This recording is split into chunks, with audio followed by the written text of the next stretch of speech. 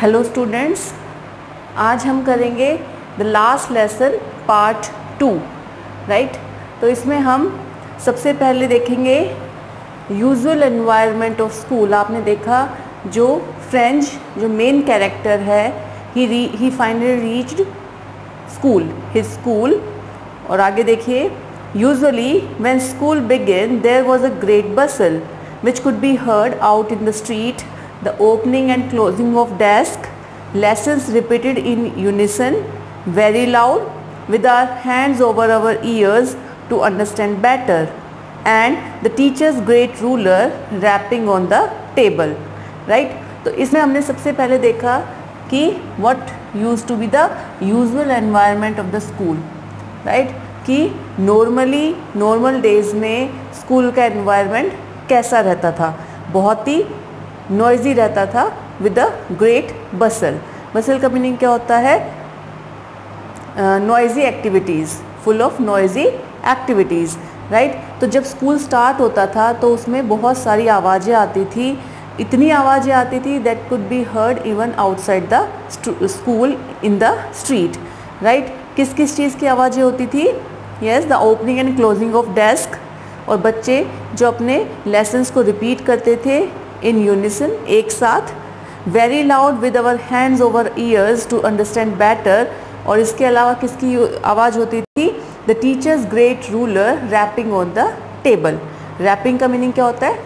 Tapping, ठीक है ना। तो यूजुअल एनवायरनमेंट बहुत ही नॉइजी होता था, बट उस दिन on that day it was there was prevailing unusual silence, right? तो देखो इसमें, but now it was all so still. Still का मीनिंग यहाँ पर क्या है? calm, quiet, right? लेकिन उस दिन कैसा था? बहुत ही stillness थी environment में।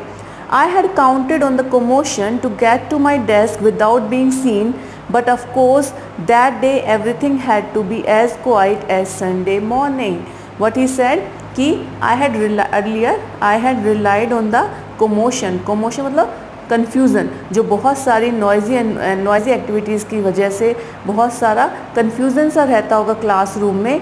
तो उसने क्या सोचा था कि उसका फ़ायदा उठाकर he would reach to his desk without being noticed by the teacher। लेकिन आज तो एकदम स्टिलनेस थी एनवायरनमेंट में, इतनी क्वाइटनेस थी कि जैसे कोई संडे मॉर्निंग हो।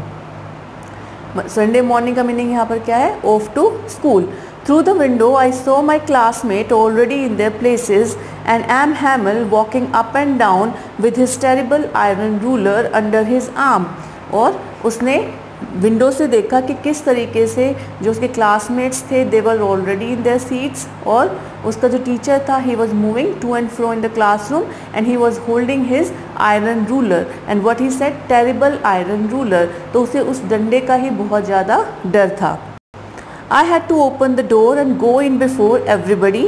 You can imagine how I blushed and how frightened I was. What he said कि अब मुझे सभी के सामने दरवाज़ा खोल के अंदर जाना था। And now you can imagine, because जो रीडर्स हैं हम लोग, जो आप लोग जो रीडर्स हो वो सभी क्या हो? एक स्टूडेंट हो, तो आप इमेजिन कर सकते हो कि उस समय फ्रेंच की क्या हालत हो रही होगी। He was blushing, his cheeks were reddening with fear, right. तो यहाँ पर इम्पॉर्टेंट इस पैराग्राफ में क्या क्वेश्चन बनता है कि एक तो वहाँ पर यूजुअल एनवायरनमेंट कैसा होता था स्कूल में, और उस दिन वो कैसे डिफरेंट था। यूजुअली एनवायरनमेंट कैसा होता था और उस दिन जो है वो कैसा एनवायरनमेंट था, राइट। आगे करते हैं हम। But nothing happened. M. Hamel saw me and said very kindly, go to your place quickly, little French, we were beginning without you.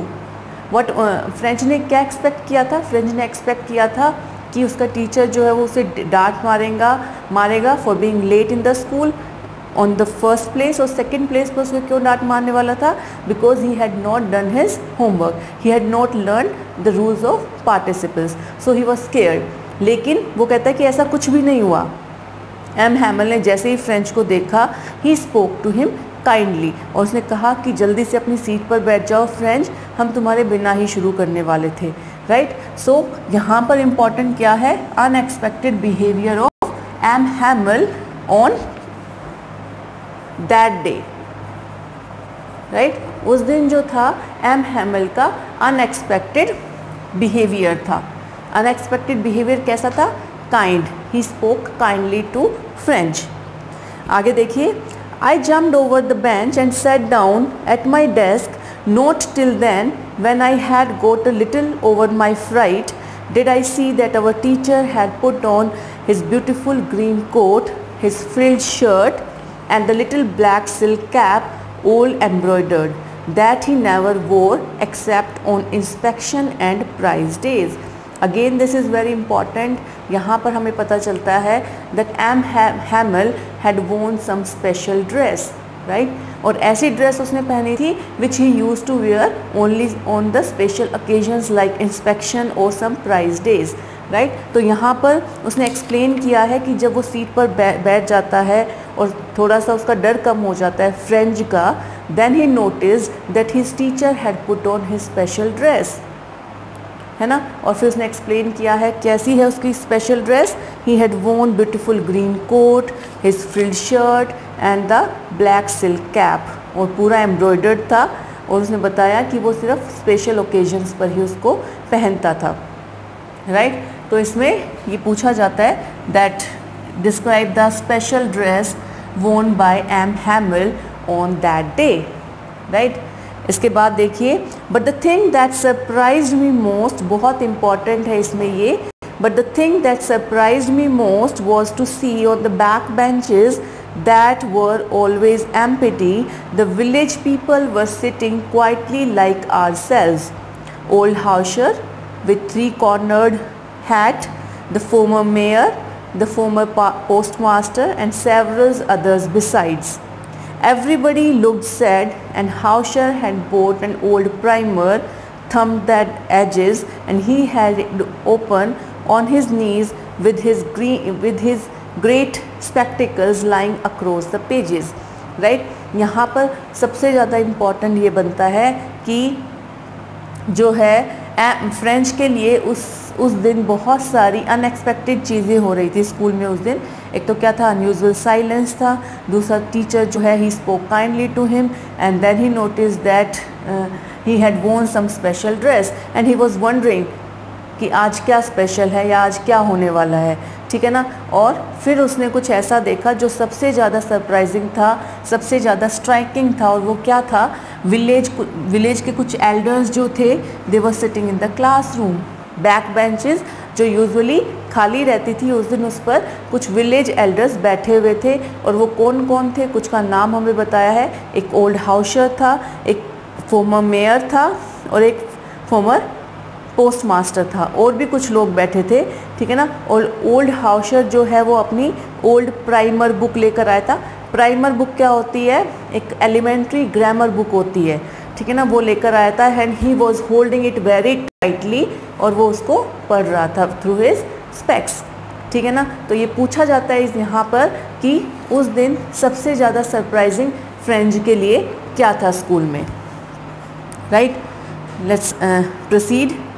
While I was wondering about it all, M. Hamel mounted his chair and, in the same grave and gentle tone which he had used to me, said, "My children, this is the last lesson I shall give you." The order had come from Berlin to teach only German in the schools of Alsace and Lorraine. The new master comes tomorrow.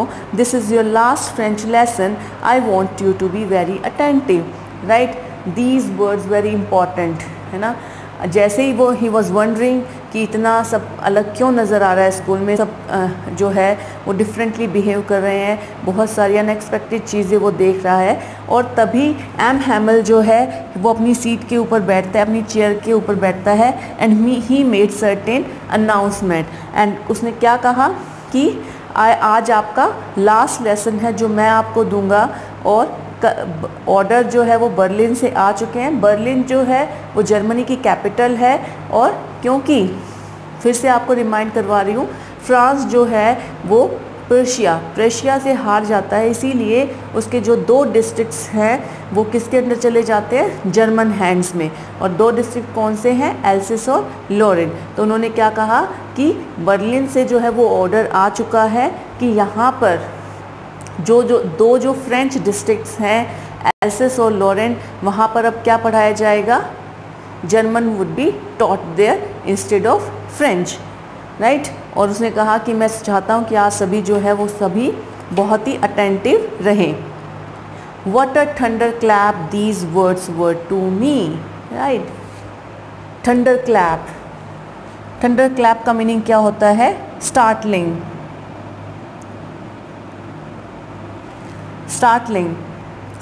और unexpected, बिजली की तरह गिरना। French कहता है कि ये जो वर्ड्स थे एम हैमल के, वो बिजली की तरह मुझ पर गिरे, है ना, या वो वर्ड्स जो थे वो अनएक्सपेक्टेड थे, बहुत ही सरप्राइजिंग थे मेरे लिए, स्टार्टलिंग थे, हैरान कर देने वाले थे। और वो क्या थे कि order from Berlin to teach only German in the schools of Alsace and Lorraine, right. जब उसे पता चलता है कि उसका जो डिस्ट्रिक्ट है एल्सिस और उसका जो नियर बाय डिस्ट्रिक्ट है लॉरेन, वहाँ पर अब उनकी जो लैंग्वेज है, उनकी जो मदर टंग है फ्रेंच, उसको बैन कर दिया गया है। तो ये जो अनाउंसमेंट है ये फ्रेंच के लिए बहुत ही ज़्यादा स्ट्राइकिंग थी, right.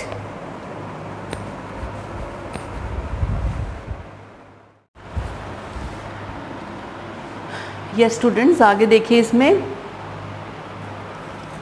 Yes, O the wretches that was what they had put up at the town hall। अब देखिए फ्रेंच को समझ आ रहा था कि टाउन हॉल पर जो है बुलेटिन बोर्ड पर क्या न्यूज़ लिखी हुई थी और जो वहाँ पर क्राउड था वो किस लिए था। अब देखिए आगे हम देखेंगे फ्रेंच जो है वो रिग्रेट करता है, change in French attitudes and feelings about M. Hamel and school. My last lesson, why? I hardly knew how to write. I should never learn anymore. I must stop there and then, oh, how sorry I was for not learning my lessons, for seeking bird's eggs or going sliding on Saar. देखिए अब जो French है उसे regret हो रहा है, he was regretting, उसे पछतावा हो रहा है कि उसने जो है वो प्रॉपर अटेंशन अपनी लैंग्वेज को सीखने में, उसको लर्न करने में क्यों नहीं की, ठीक है ना। वो कहता है कि अब मैंने अपनी लैंग्वेज जो है वो अच्छे से सीखी भी नहीं है और मुझे पता चलता है कि अब मैं उसको ना ही सीख भी नहीं पाऊँगा।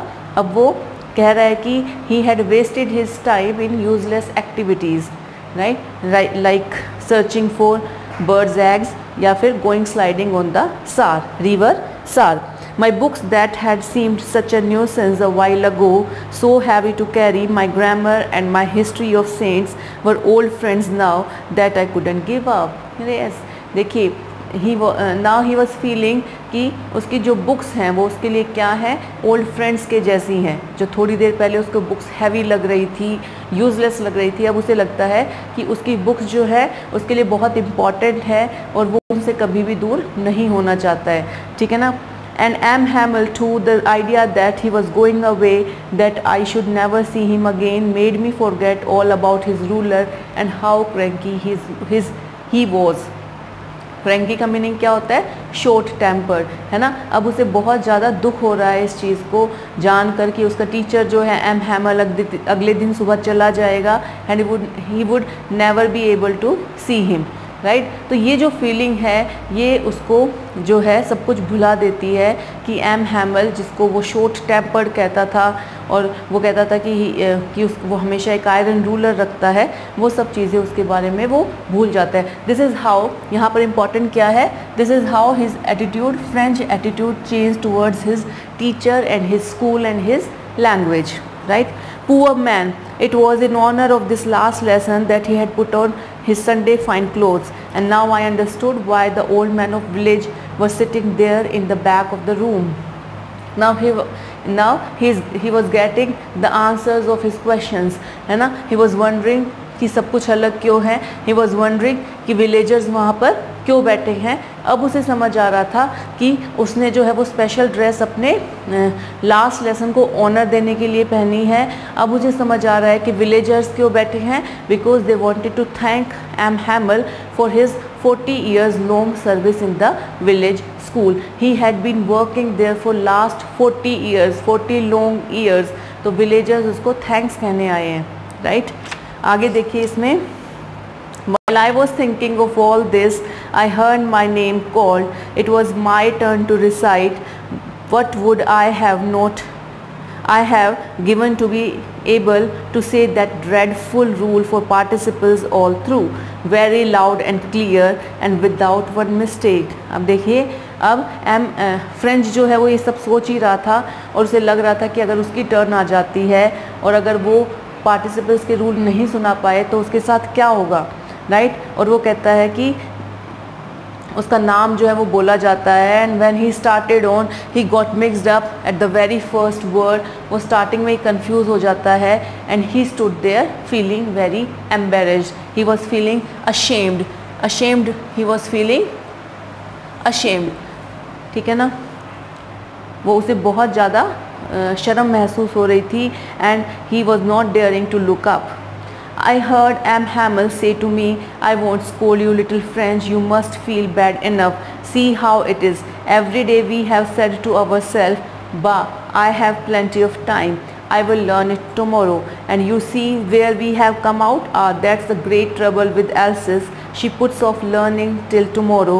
Now those fellow out there will have the right to say to you how it is. You pretend to be Frenchman and yet you can neither speak nor write your own language, right? तो यहाँ पर जो M हैमल है वो French को उसको थोड़ा comfortable feel करवाता है और वो कहता है कि मैं तुम्हें डांट नहीं लगाऊंगा because already you are feeling very bad. और वो कहता है कि इसमें गलती तुम्हारी नहीं है, राइट? ये हमारे जितने भी एल्सेस के लोग हैं उन सभी की गलती है. एल्सेस के लोग जो हैं वो अपनी लैंग्वेज को लेकर ज़्यादा अवेयर नहीं है और उन्हें लगता they always keep on postponing their language. ठीक है ना, वो अपनी लैंग्वेज लर्निंग को या पढ़ाई को जो है वो पोस्टपोन करते रहते हैं और उसी चीज़ का फ़ायदा उठाकर जो है आज देखिए हम किस सिचुएशन में आकर खड़े हो गए हैं, राइट? और वो क्या कहता है, we have all a great deal to reproach our self with. Reproach का मीनिंग यहाँ पर क्या है, क्रिटिसिज्म. और वो कहता है कि मैं यहाँ पर हमारी जो पूरी सोसाइटी है, गवर्नमेंट है, सिस्टम है, मैं पूरी सोसाइटी और सिस्टम को ही क्रिटिसाइज़ करूँगा, right? Your parents were not anxious enough to have you learn. They preferred to put you to farm on a farm or at meals so as to have a little more money. And I have been to blame also. Have I not often sent you to water my flowers instead of learning your lessons? And when I wanted to go for fishing, did I not just give you a holiday? यहाँ पर ये बहुत important है कि M हैमल जो है वो किन को ब्लेम करता है. Whom did M. Hamel blame for the poor performance of students like French in their mother tongue, right? तो वो क्या कहता है, एम हैमल जो है वो वहाँ पर पेरेंट्स को और टीचर्स को ब्लेम करता है. वो पहले क्या कहता है कि पेरेंट्स जो हैं वो ज़्यादा एनेक्शियस नहीं है बच्चों की पढ़ाई को लेकर, इससे बजाय उनको स्कूल भेजने के they wanted to send them to the work place, right, so that they can earn some money for the family, right? और दूसरी तरफ वो टीचर्स को अपने जैसे टीचर्स को भी ब्लेम कर रहा है. वो कहता है कि शायद मेरी भी बहुत बड़ी गलती है कि मैंने शायद तुम्हें कभी कहा होगा कि rather than learning your lesson, है ना, you can go outside and water the plants, right? और कभी कभी मैंने शायद whenever I wanted to go for fishing I had declared a holiday. I must have given you a holiday.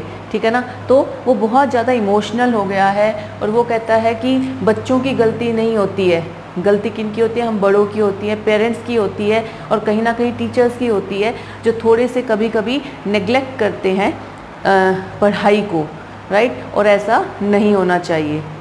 ठीक है ना, तो इसके द लास्ट लेसन के पार्ट 2 में हम इतना ही करेंगे और आगे का चैप्टर जो है वो हम अपने नेक्स्ट पार्ट में करेंगे. Thank you students.